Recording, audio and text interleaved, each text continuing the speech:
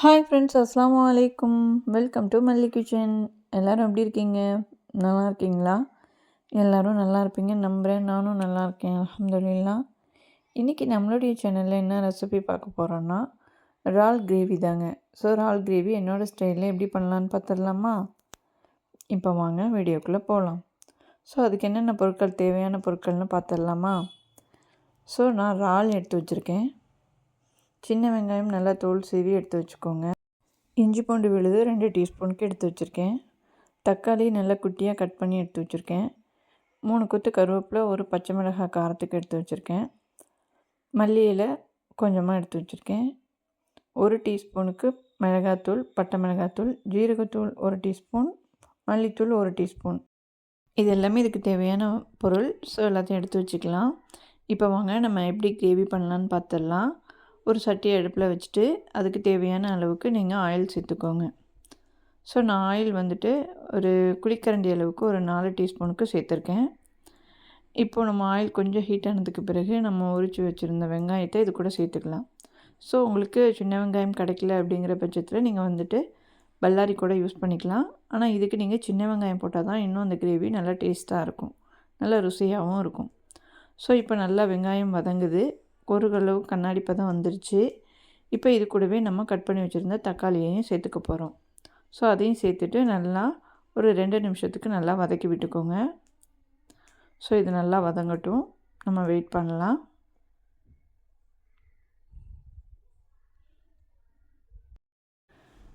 இப்போ இது நல்லா வதங்கினதுக்கு பிறகு நம்ம 2 டீஸ்பூனுக்கு இஞ்சி பூண்டு விழுது எடுத்து வச்சுருந்தாலும் அதையும் இது கூட சேர்த்துட்டு நல்லா பச்சை வாசனை போகிற அளவுக்கு நல்லா வதக்கி விட்டுக்கலாம்.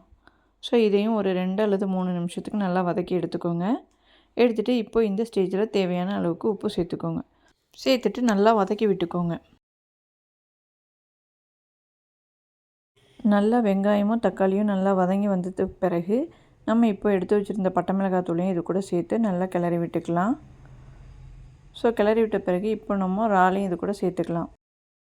இறால் சேர்த்த ஒரு 2 நிமிஷத்துலேயே கொஞ்சம் கிரேவி தண்ணி விட்ட மாதிரி இருக்கும். ஸோ அது வந்துட்டு இறாலில் உள்ள தண்ணி தான்.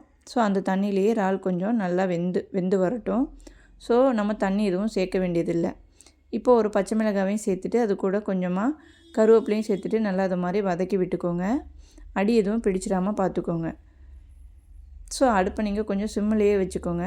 சிம்மில் வச்சுட்டு நான் மூடி வச்சுக்கிறேன். இறால் விட்ட தண்ணியிலேயே இறால் நல்லா வெந்து வரட்டும்.